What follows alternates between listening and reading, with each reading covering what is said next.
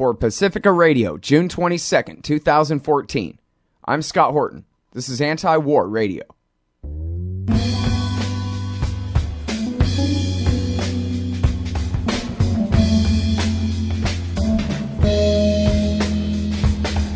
All right, y'all, welcome to the show. It is Anti-War Radio. I'm your host, Scott Horton, here every Sunday morning from 8:30 to 9 on KPFK 90.7 FM in LA. My website is scotthorton.org. You can find my full interview archive there, more than 3,000 of them now, going back to 2003 at scotthorton.org. And you can follow me on Twitter at Scott Horton Show. Now, I know that obviously ISIS and intervention in Iraq and everything is the big story of the week. But if you go to my website and just look at scotthorton.org/interviews, you will see that just in the last week, I've spoken with Hillary Mann Leverett, Sheldon Richman, Eric Margulies, Jason Ditz, Jonathan Landay, and Patrick Coburn about the situation on the ground in Iraq. It's more than enough to get you caught up if you want to just head on over there to scotthorton.org/interviews. However, our friend Gareth Porter is just back from a trip to Iran and Israel and has been doing some great reporting for IPS News, for Truth Out, and for The Nation on his trip. So today's guest is Gareth Porter, independent historian and journalist at Interpress Service, that's ipsnews.net, and author of the book Manufactured Crisis, The Untold Story of the Iran Nuclear Scare. Welcome to the show, Gareth. How are you doing? I'm doing well after returning from my 3-week trip in the Middle East. Thank you. Well, very happy to have you back here, and very happy to read your reporting that you're getting done while you're gone. And you've really got a huge exclusive here, an interview with Iran's foreign minister, Javad Zarif. And the thing of it is, it's not just that you got an interview, it's what you got from him in this interview. Go ahead and break the story here for the LA audience. Well, this is indeed a major story because up to now, no one has really been aware of the Iranian proposal on the table in these nuclear talks with the P5+1. The only thing that has been known is that the Iranians want tens of thousands of centrifuges, and the P5+1 want them to have a fraction of what they presently have, which is, depending on whether you count the ones that are hooked up or not, either 10,000 or 19,000.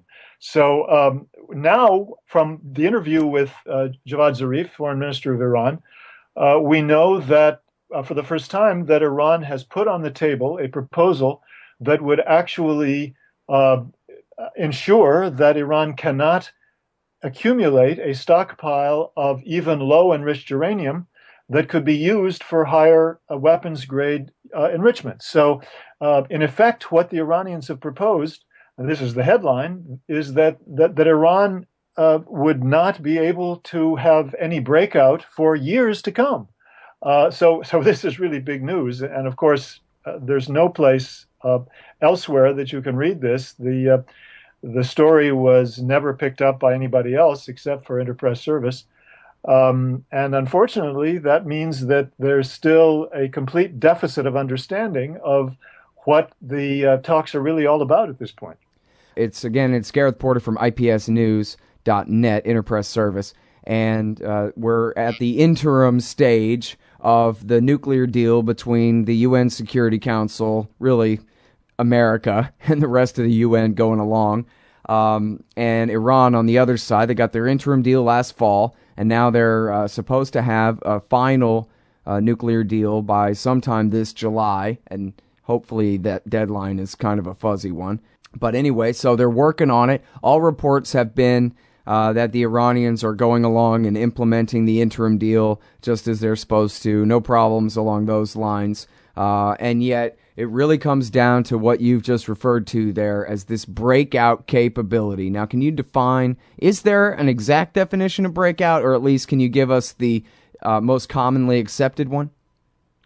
Well, I don't know if there's an exact definition, but the commonly accepted definition, Scott, is that is how long it would take Iran to enrich a sufficient amount of high enriched uranium, meaning weapons grade uranium, to actually build a bomb. Now, that assumes, of course, that Iran is lusting after a nuclear weapon and that they're simply waiting for the right moment to lurch towards having this breakout capability, that is, to enrich as rapidly as possible the low enriched uranium to high enriched levels so that they can then have the capability to go for a nuclear weapon. And now what you're telling me is that the Iranian foreign minister told you that they're basically willing to completely sacrifice any kind of breakout capability, because what they want to do is, once they enrich the uranium hexafluoride gas up to 3.6% U-235, the sweet stuff,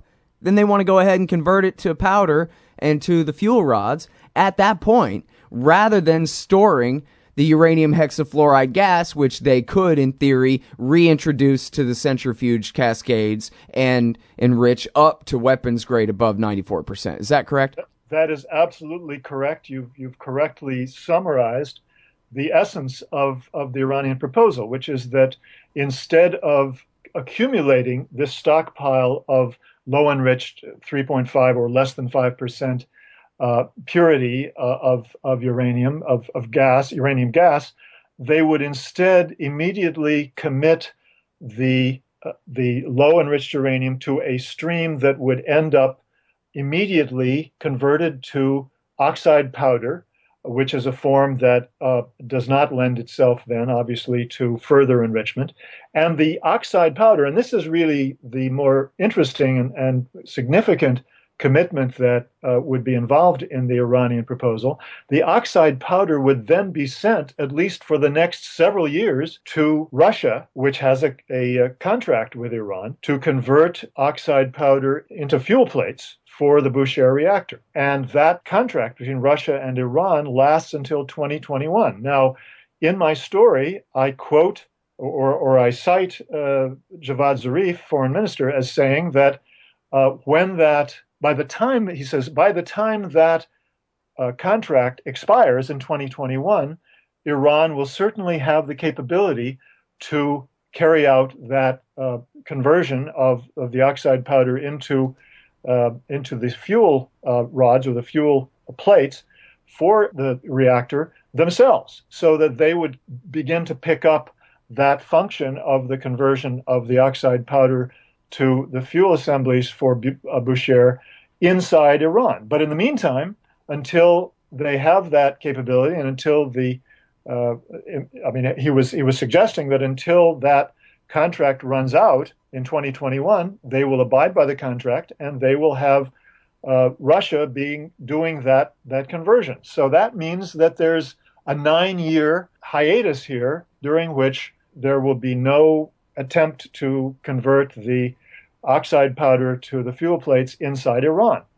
Now, if that is the case, then this is a deal that is far better than anything that has been suggested by John Kerry, Secretary of State John Kerry, in his public remarks about the kind of breakout timeline that the United States is demanding. And now, let me ask you this.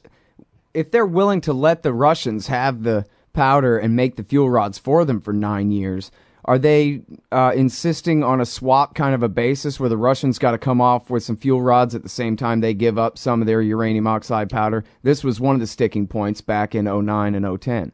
Well, there was nothing said to me along those lines, and I think the implication is that no, they're not demanding some immediate conversion or some immediate transfer to them of fuel plates. As long as they're not swapping with the French, they're not worried about it, in other words. They're dealing with the Russians here. They can count on getting their fuel rods, they believe. I mean, one could imagine that they would like to have a sort of a rapid transition or rapid trade of fuel plates for the oxide powders. But again, this was not suggested to me. I don't know in greater detail how, what the schedule would be like. He said, I can't give you the details of this proposal because it's still under negotiation. Right. So, possibly that kind of detail is something that they're holding back on. Maybe they're saying to the P5+1, we're willing to make concessions with regard to the timeline for the transfer of the oxide powder to Russia and getting back the fuel plates. Right. if you accept our offer, then we'll let go the demand that we had in 2009 for immediate trade-off of the uranium being sent to the French and getting back the plates. But at this point, I think that's a detail that really is much less important than the overall picture here. And again, I would emphasize that it's difficult to understand why the United States and the P5+1 would not jump on this and say, that sounds great, let's negotiate on the basis of that proposal. Because it does seem to me to be a better deal by far. Well, maybe it's just too early. Maybe they read it and kind of quietly congratulated themselves. I mean, the way you describe it, Gareth, it sounds like the Iranians are willing to give up everything except their last shredded dignity here. They're certainly taking their nuclear capability down a couple of notches. They seem perfectly willing to be willing to do so.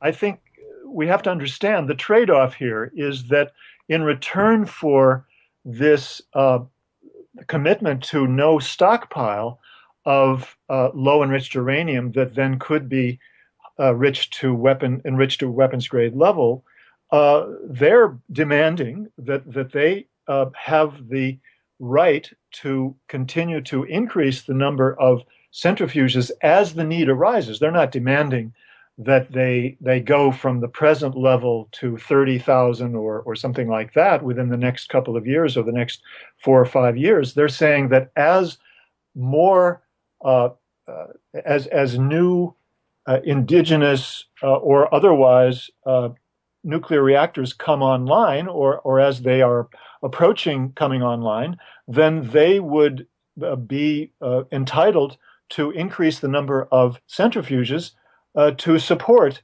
those new reactors. And that's what the United States continues to say, no, they can't do that. They have to not just avoid any future increase in the number of centrifuges. They have to cut down on the number of centrifuges that they already have by 75 or 80% is the way it appears that they're presenting this demand.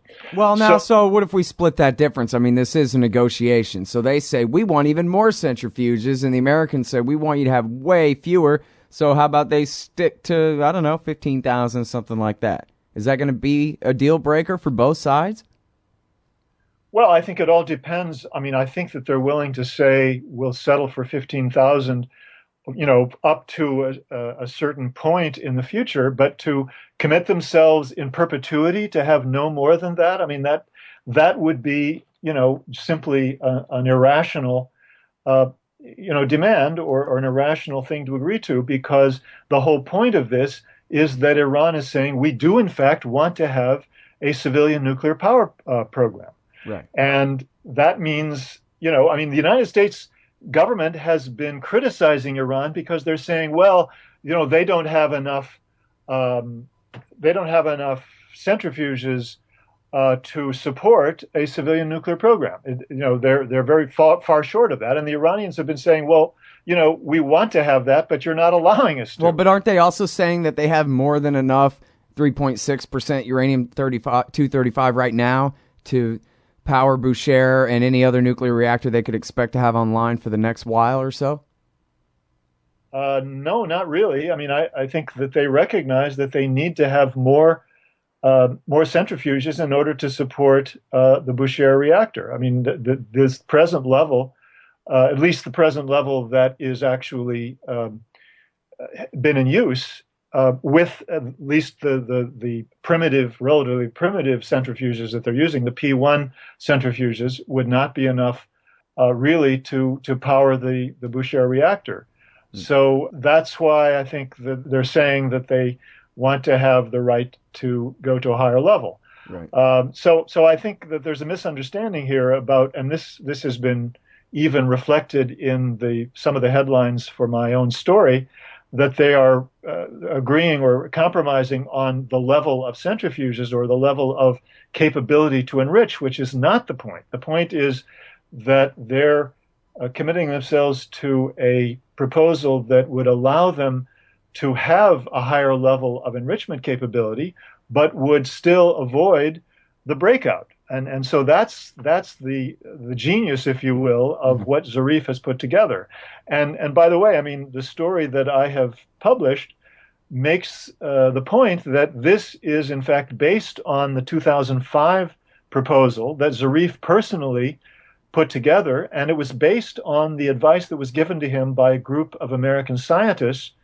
I think, basically, based on meetings that took place at Princeton University in early 2005 or late 2004, early 2005, which essentially included this principle that there would be no stockpile of low enriched uranium. So this gives further credibility to the proposal because it was in effect largely developed by people who were American scientists who had they weren't doing this on behalf of Iran. They were doing it as independent analysts. And Zarif was saying, okay, we'll take your advice on this. Now, the American scientists wanted also to limit the number of centrifuges to like 500, and that was unacceptable to the Iranian government at that point. They went to a proposal for 3,000 at that point. So, see, I was going to ask you, they were back then willing in 2005 to put a ceiling on the number of centrifuges. I just didn't know the number. You say 5,000. Now they're at 19,000.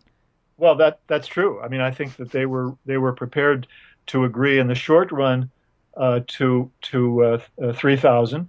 But if you examine the proposal carefully, this was not in perpetuity. They were saying, we want to be able later on to go beyond that once there is trust established.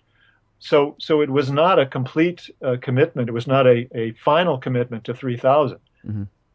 All right, now, Jeffrey Lewis, the arms control wonk, wrote a piece for Foreign Policy saying, oh, who cares about breakout? You're, missing what's most important here anyway, arguing about limiting breakout capability. What's important is preventing Iran's ability to ever have a sneak out capability, the ability to secretly create another facility with centrifuges enriching up to weapons grade that the inspectors would never even know about. And so what's really most important here is a complete and total expansion, widening, and deepening of the inspection regime in order to prevent the Iranians from ever secretly making a nuclear bomb, all while the IAEA is standing there at Natanz and Fordo and none the wiser.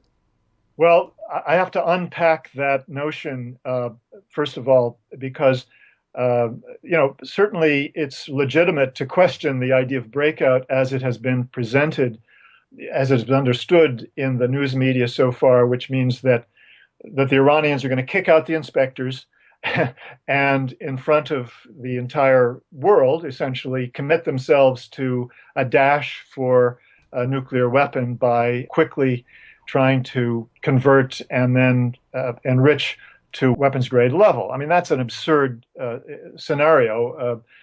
Even a former advisor to the Obama administration, to the Obama White House, Gary Seymour, who's certainly no dove on this issue, as I think many of your listeners know very well, has said very clearly that whole idea of breakout is silly. It's just not a plausible scenario at all. So that much I agree with. But then when you start talking about the alternative scenario, which is the sneak out, the secret facility kind of breakout that Seymour and others, including, I must say, David Albright, that's always been his favorite scenario, is the secret facility scenario. And then you get to other problems that are equally or even more implausible, and that is that you could somehow sneak out enough low enriched uranium from the system into a secret facility to be able to get away with this. Yeah, that's where we get back to the first point here, is that so far up to and including this moment, all the uranium is accounted for. So how are they going to divert it when, especially now, they don't even want to keep it in a form that can be enriched up to a higher percentage 235? They want to go ahead and turn it straight into oxidized powder and fuel plates right away. Yeah, I mean, so there are 2 points here. Let's be clear about this. The first point is that even if the Iranians were not making this proposal, this idea of the sneak out makes no sense whatsoever because, as you've just said, there's no way to sneak out the low enriched uranium in order to get the secret facility to be able to secretly enrich it to higher levels. Yeah, it's already safeguarded. They would have to have a whole new secret mine and everything else. Yeah, exactly. So that idea makes no sense whatsoever. And those people who are trying to push that, I'm sorry to say, are just somehow trying to hold on to some basis for opposing the kind of deal that we can get. And then, the second point that still remains is that, the Iranians are now committing themselves to a deal that, even if there were a secret sneak out deal to be had, they're making that even less likely or less plausible than it was. Right. So, I'm afraid these people, first of all, they obviously don't understand the Iranian proposal. And I would love to know how they would explain, why the United States would not want to latch on to that proposal and negotiate a deal on that basis. All right. Now, I'm Scott Horton. This is Anti-War Radio. I'm talking with the heroic Gareth Porter. He's doing all this original reporting about the Iran nuclear program. The book is Manufactured Crisis. He's got 2 new ones at ipsnews.net. He's got another at Truth Out, another at The Nation, all on the Iran nuclear program. And I know this sounds all bureaucratic and weedy and technical, but this is such an important issue. This is the huge, fake, but still huge, outstanding issue between the United States and Iran, standing in the way of any possible rapprochement and end to the Cold War that has lasted since 1979. And that's not to say I believe that everything would be great if we could only get this nuclear deal, but God, we gotta get this nuclear deal in order to, hopefully have room to move forward. And so I guess I wonder whether you think, am I just howling at the moon here? Is this whole thing just another screw job like 2003 through 2005 where they sit there and negotiate till the cows come home, but they don't ever get anywhere, like making peace in Palestine or something, and then just move on and do this again in 3 years? Well, I mean, I don't know the answer. I cannot penetrate the thinking and the calculus at this moment of the Obama administration. It is a mystery to me. I'll tell you the truth. Even as those who have read accounts of the latest round of negotiations in Vienna are aware, the Obama administration is still saying that Iran must, come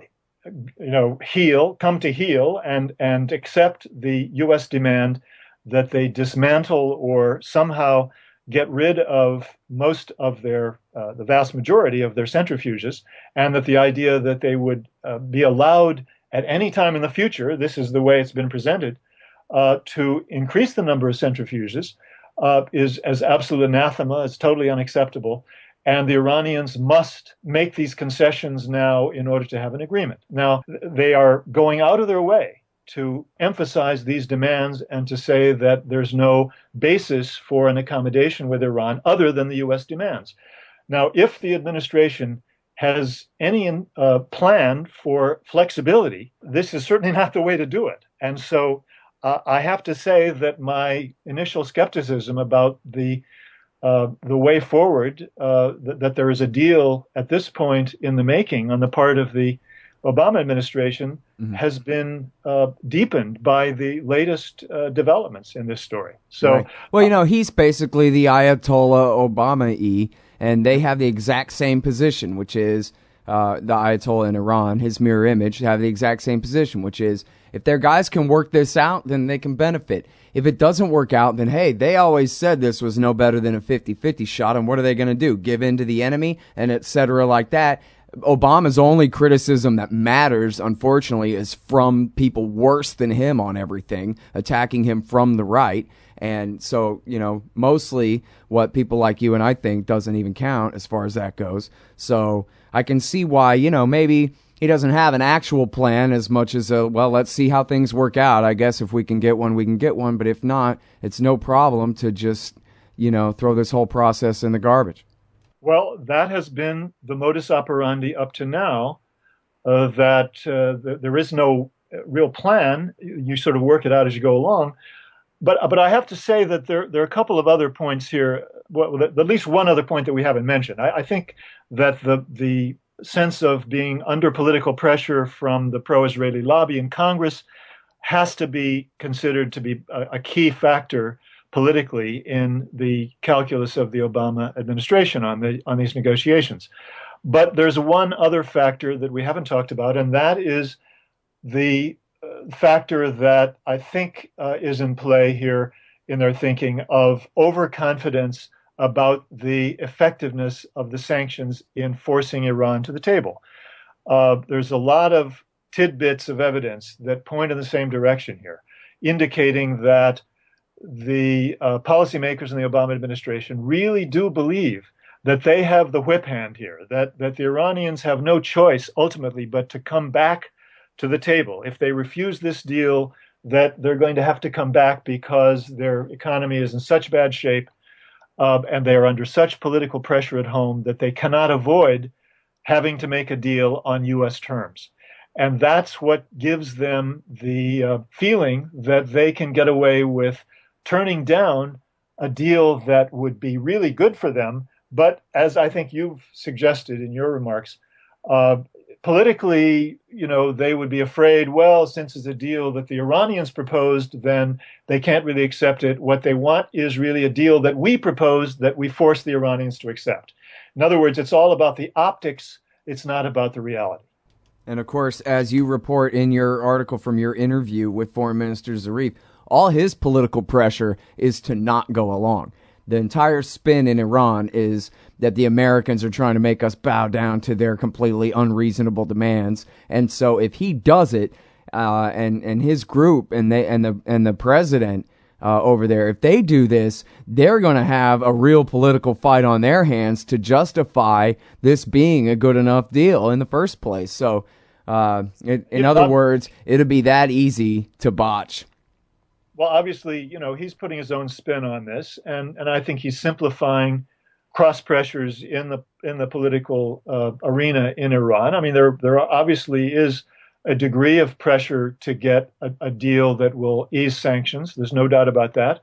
But on the other hand, there's a cross pressure which I think is even stronger, not to give up Iran's right to enrich. And this is really what is at stake in the U.S. demand that Iran give up the ability then to support their own, even Bushehr, even a lone reactor, to give up the ability with its own enrichment capabilities to support that reactor. And so I think that is a reality politically. The indications are that the vast majority of Iranians do support the right to enrich and would feel that acceptance of this demand by the Obama administration would indeed be a violation of that right.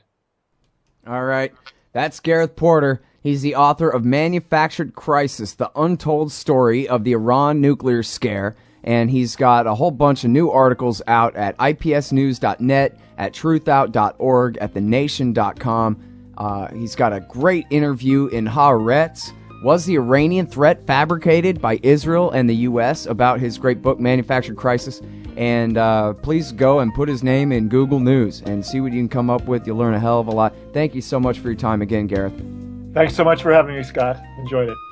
All right, y'all, and that's Anti-War Radio for this morning. I'm Scott Horton here every Sunday from 8:30 to 9 on KPFK 90.7 FM in LA. You can find my full interview archive at scotthorton.org, and you can follow me on Twitter at Scott Horton Show. Thanks for listening. See you next week.